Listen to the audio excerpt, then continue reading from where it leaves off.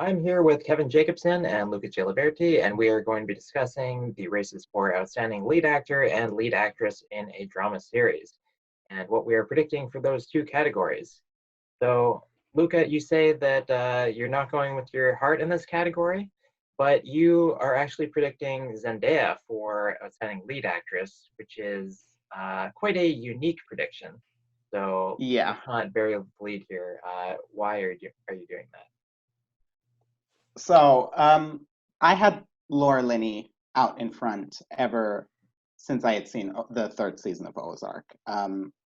It was undoubtedly her best season. She gave such an incredible performance, especially in the episode Fire Pink, which she also submitted. Ozark then blew up with 18 nominations overall, tied with Succession as the most nominated drama series at this year's Emmys. But the show only got 3 acting nominations for Jason Bateman, for Laura Linney, of course, and for Julia Garner. It missed out for Janet McTeer and Tom Pelphrey. That doesn't necessarily mean they don't have enough support from actors, but I would have felt more confident about Laura Linney's winning chances had Tom Pelphrey, her very important scene partner or one of her important scene partners in the third season, if he had been nominated. Then we have someone like Zendaya get nominated, who had to overcome so many hurdles to get this nomination. First of all, the teen genre. They have embraced the teen genre more on the comedy side than they have on the drama side, but even they barely did it on the comedy side as well. The show got 6 nominations overall. That's incredible. She is the first nominee from a teen drama since Claire Danes from My So-Called Life in 1995. That's incredible. She had to overcome a number of heavy hitters in this race, including Viola Davis, Reese Witherspoon, who was on the ballot twice, Elizabeth Moss, Evan Rachel Wood, Mandy Moore, and the list goes on. The fact that she was able to get this nomination, to me, just proves that there is a lot of passion for her, because she's not some name check nominee. She's never been nominated before. She's never really been up for any bigger prestigious award, and except for Critics' Choice earlier this year for Euphoria. So I just think that if there was so much passion to get her the nomination, there might be enough passion to get her the win. A lot of people have mentioned the fact that the series isn't nominated. That doesn't matter. The actors branch is the only one that votes here. It's not the Academy as a whole. And they nominated her here. And there are so many actors who've won as their show's only acting nomination, including, for instance, Billy Porter last year, Rami Malek for Mr. Robot in 2016. So that's why I have her in first. But I think this race is very, very difficult to predict. Yeah, Euphoria does have 6 nominations, so it does have broader support than I think many were expecting. And I think what you're saying about the passion, though, is that with a lot of people at the Emmys, it's harder to get the nomination than it is to get the win. And the reason for that is because when it comes to the winners round, you're only checking off your favorite. So you don't need everybody to have seen your show or everyone to have liked your show. But if you can get a plurality of votes, that'll be enough. And the nominations round is very different in that people are just checking off as many names as they want. So if you have a small, passionate following, you're not going to be able to get the nomination. But she did get the nomination, so that means that she has broad enough support that she really has a lot of people supporting her. Kevin, why are you sticking with Laura Linney?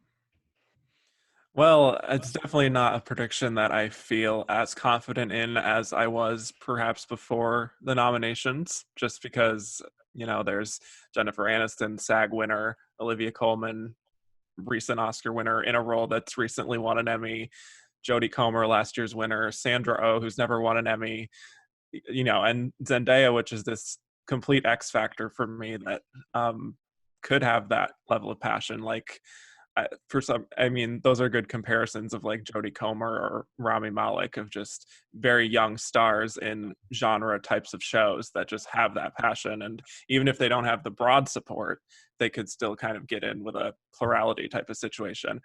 But with Laura Linney, I just think that, you know, there was so much buzz around everything she did in season 3. The lack of Tom Pelphrey does concern me, even though I don't know how big of a name he ultimately was to begin with to get past a lot of those other names. And I don't know. So it's very much like a shaky situation overall for me predicting Laura Linney, but it's just the power of Fire Pink and that combined with the season finale, I think is just enough. It's going to be enough for her. And maybe the acting branch didn't love Ozark as much as we thought it might, but you know, they still gave it to Julia Garner last year. It's still a show that's like in the top 3, relatively speaking. So it's very much a shaky prediction, like I said. I would say that this is the one category at the main telecast out of the 23 races that I would not be surprised if any of the 6 nominees won. I had Olivia Coleman in second a month ago. I recently moved her down to 6th, just because the category is that fluid. I'm predicting Laura Linney, and in the odds, Olivia Coleman and Jennifer Aniston are neck and neck at 2nd and 3rd. But, you know, Jodie Comer, she won last year. She overcame vote splitting. Killing Eve has much more support this year than we expected, with its 8 nominations, including series, and both lead actresses again. Sandra Oh obviously is overdue after 12 nominations, so she could win. I was predicting an Ozark sweep before nominations. I was thinking that it would win all 4 acting categories and series and directing. So after the nominations, I kind of shied away from that just because Tom Pelphrey was snubbed. But, you know, these days I'm kind of coming more around to, okay, maybe it can actually sweep even without Tom Pelphrey. Maybe we're putting too much stock into this guy with little name recognition getting snubbed for a single season performance. Yeah. Luca, how are you feeling about the other nominees? We have to mention Jennifer Aniston. She won SAG earlier this year, which was huge for her.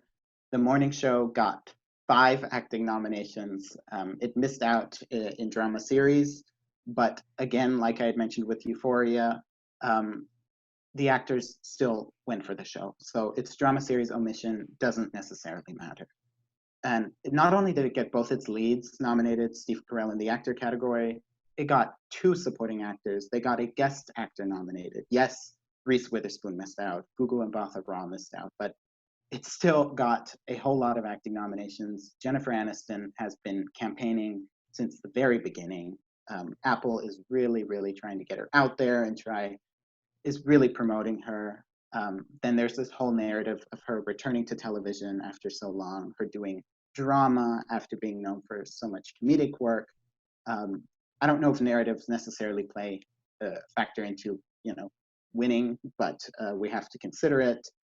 And it's a gigantic performance. It's loud, it's shouty, it's emotional, it's what the TV Academy loves. It's Jennifer Aniston. People love her. If she won, I wouldn't be surprised. I have her in 3rd, but honestly, I think the first 4 in my predicted lineup are neck and neck. I couldn't even. They're probably all on the same level. I wouldn't be surprised to see any of them win. And in terms of Olivia Coleman, no one should be shocked if she won. She's Olivia Coleman. She's pulled off so many upsets now in the last 2 years. But The Crown underperformed in the acting categories. It got 2 nominations. We expected more, but maybe that doesn't matter. She's still playing the queen. She's still Olivia Coleman. She's still very well liked. She could easily take this.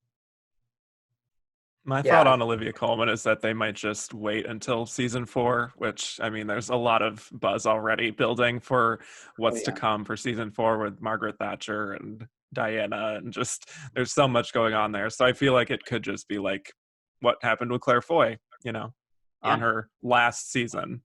getting it. So I don't know. But with Jennifer Aniston, the one thing really that is preventing me from going there with her is the lack of drama series nomination. I just it's hard for me to really, when there's such great competition in that field, and outside of Zendaya with 4 of them having drama series nominations as well, I just feel like if the support was there and the morning show did get in, then I would be like, wow, this is like a neck and neck thing between Laura Linney and Jennifer Aniston. But for what it is, I don't know. But at the same time, I keep going back and forth with this race. It really is very competitive, where she does have so many monologues and speeches, and she gets to do her full range of Jennifer Anistonisms and show some new layers. And she is going back to TV, and the Television Academy could just be like, this is where she got her start. We gave her an Emmy back in the day, and here she is coming back home, and that's nice. And here's your Emmy. Yeah, there are definitely exceptions, but I feel like the Emmys have been trending more toward lining up with the critics in recent years, and the critics were not a fan of Morning Show, which is very melodramatic. So that there is even a little resistance at the Emmys with the lack of the series nomination, despite having 8 slots now, that kind of makes me think that maybe this is not something that the Emmys are going to be going for anymore. So that's why I don't have Jennifer Aniston on top. With Olivia Coleman, I feel like it could just be one of those things like at the Golden Globes where they say, the winner is Olivia Coleman, and we go, okay, yeah, I guess yeah. Maybe we should have seen that coming. That's not really a surprise. It's Olivia Coleman playing the Queen. So, what were we expecting? And she hasn't won an Emmy yet, so right. That could be something. I mean, that's sort of a building narrative. She didn't get it for Night Manager. She didn't get it for Fleabag. And one more thing I wanted to mention is when I mentioned Zendaya before, I didn't even mention her performance, which is the reason why I think she got the nomination. It's an amazing performance. She's playing a recovering drug addict who we see her go through different stages of depression, of just turmoil and struggle, and she gets to show so much range. If you've seen any of her past work, this is completely different. It's that type of revelatory performance, breakthrough performance, immersive turn that I think Emmy voters might just love. She gets to show off her musical chops in the finale. She really gets to do everything. And this show aired last summer on HBO, an entire year ago. So another hurdle that she overcame. So I don't know. This category is so competitive. It's crazy. And she did win the Satellite Award. So there's that. Okay. Over in lead actor, the odds favor Brian Cox right now over his co-star Jeremy Strong. Kevin and Luca too, I think. You're both predicting Jeremy Strong. Why is Brian Cox not the one who's ahead if Succession is going to be pulling off a win in this category? I just feel like there is more of a rooting factor for the character of Kendall Roy in that show, and that he maybe isn't always the most likable, but compared to Logan Roy, is I feel like there's just more of an underdog factor to Jeremy Strong, and the arc that he went through over 2 seasons is so much stronger, I feel, than what Brian Cox goes through. And he's been mentioned so much in the press, and critics obviously love his performance. Not that always translates, of course, but I just feel like he has the support of actors who will see what he is doing on that show, and just the level of commitment he has to that character, and that will resonate more with actors. I mean, not to plug my own thing, but my interview with Sterling K. Brown, he openly mentioned that Jeremy Strong is probably going to win. So I think there is that feeling out there. Yeah, I completely agree. I think that sometimes you just have to read the temperature in the room, and Brian Cox is phenomenal in the series. He has the famous bore on the floor scene in season 2, and he's obviously he's just a huge presence on it, and I wouldn't be disappointed or surprised to see him win. But Jeremy Strong just fits into that group of the last few winners. Just that second season, he also has just these big, huge. His character has these big, huge moments between L to the OG and the final moment in the season 2 finale, and what he goes through in the episode Return with his mother, and there's also the possibility that voters are still considering season 1 because they didn't get the chance to vote for his work in season 1 last year, and he has that finale as well that was just impeccable. And I don't think this is going to be, he's not going to win this in a walk. Not only do I think Brian Cox is a threat, I think they could split the vote, our favorite thing at the Emmys, vote splitting. But currently I do still have him ahead because I think if Succession takes an acting or any acting category, it's got to be this one first and foremost. So that's where I currently stand. But there are a lot of possibilities in this category. Yeah, Luca, first of all, I just want to say I love that you said L to the OG with a straight face. Well done on that. Challenge, isn't it? Yeah, but I think Jeremy Strong over Brian Cox, that's really what we've been seeing in recent years with the Emmys going for the breakthrough over the more established name that is kind of more obviously giving a great performance. We definitely saw it last year with Jodie Comer over Sandra Oh. I would also point to Riz Ahmed over John Turturro. John Turturro giving an excellent performance. Nobody denies that, but people Sterling were just K. Brown a bit more himself, excited. Yeah. for OJ. Yes. Yeah, Right. absolutely. Brian Cox, he won the Golden Globe. Jeremy Strong got the Television Critics Association nomination, which is the same thing that we saw last year with Jodie Comer versus Sandra Oh. And Killing Eve, that was not the best drama series frontrunner last year. And they were able to overcome vote splitting. So if any show can, it should be Succession. Right now, I'm just waiting on the creative arts to see how dominant Succession is. Because, I think vote splitting is a huge possibility, maybe even more so than Comer versus O last year, as it does seem that, when we poll our own Gold Derby forum, for example, Strong versus Cox is more neck and neck. So, Kevin, who do you feel will benefit from a potential vote split? Believe it or not, Steve Carell, because I believe it. I saw your prediction, so I know you're with me on that. So there's this thing that people are aware of in this category of how it's always the first season show or the last season show that tends to do well in this category. For the past decade, it has either gone to an actor in their first season or last season, and here he's the only option here.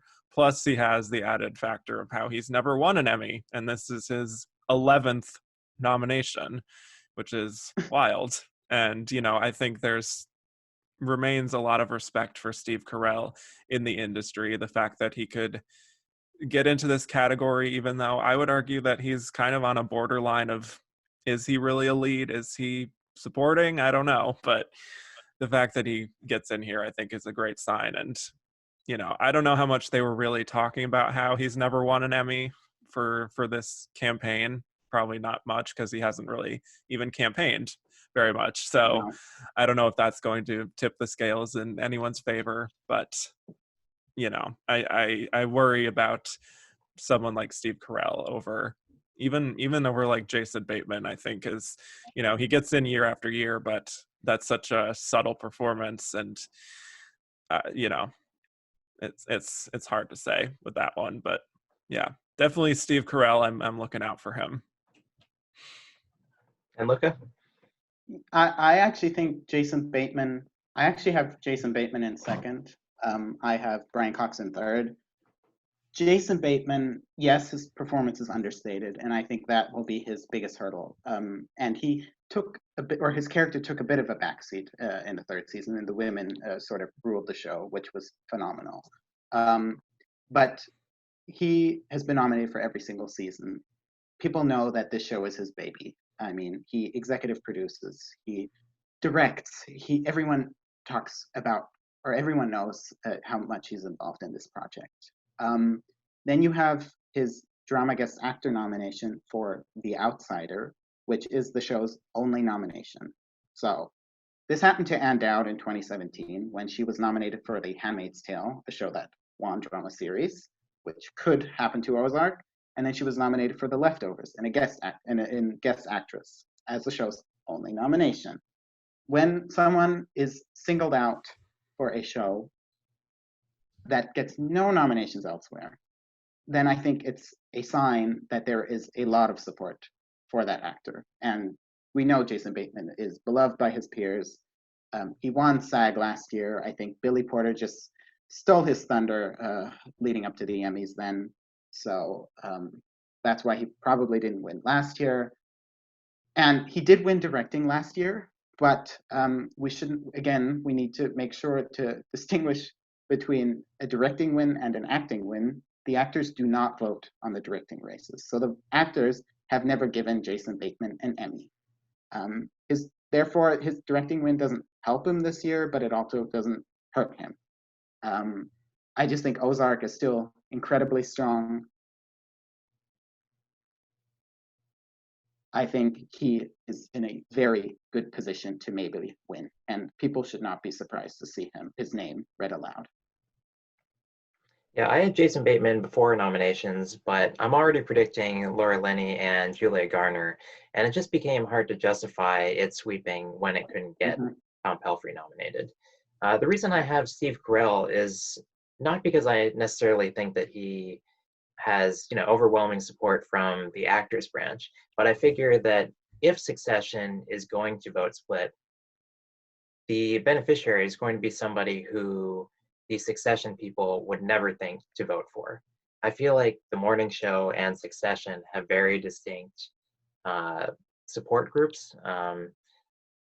So whereas some people might consider voting for Ozark or Succession, I don't think anybody's going to be having trouble deciding between Succession and The Morning Show. So I think that Steve Carell will come with his own, block of support that will be untouched by, this vote split that could happen. Again, I'm waiting to see how the creative arts go. Maybe I'll go with Jason Bateman if Ozark is really strong. If Succession is really strong, I'll go with Jeremy Strong. I'm not going with Billy Porter because even though he won last year, I find it concerning that the show is not nominated this year. With him winning last year and the show nominated, I feel like if the show is not nominated, he also has to drop a level, which is to being nominated this year. I have Sterling K. Brown in 6th. He is a past winner, but I feel like it's been so long at this point since he won, and he's been getting beaten at SAG and at the Emmys by a number of different people at this point. Having said that, he's not going up against his co-star Milo Ventimiglia this year, so maybe he only missed the last couple of years because of vote splitting, and now he doesn't have to deal with that. And both of them are phenomenal in their respective seasons. Billy Porter, I think, was better in the second season than he was in the first. His submission is absolutely perfect, as is Sterling K. Brown's. Sterling K. Brown also had a phenomenal season on This Is Us. I would argue it was his best, or at least second best. I think it's a shame that both are maybe not as much in the race as they should be. The lack of a drama series nomination for Pose might be worrisome, but I feel like Billy Porter really can hold his ground without the series support, because I think he's just so beloved, and that character is beloved, that performance. I have him in 4th, and I do have Sterling K. Brown in 6th for the exact reason you mentioned, Riley. His win is too long ago. Had he won last year, I think he would be significantly higher. But if you don't win 3 years after the first time you won, at least not now anymore. I will say it is strange, my Steve Carell prediction, because I'm not predicting Jennifer Aniston, and I feel like the Emmys in more recent years, they do try to vote for, the standout performance, and then if if there is a big enough wave of support, then they can sweep up somebody else with that person. I feel like they don't usually bypass the the star performance of the show. But strange times.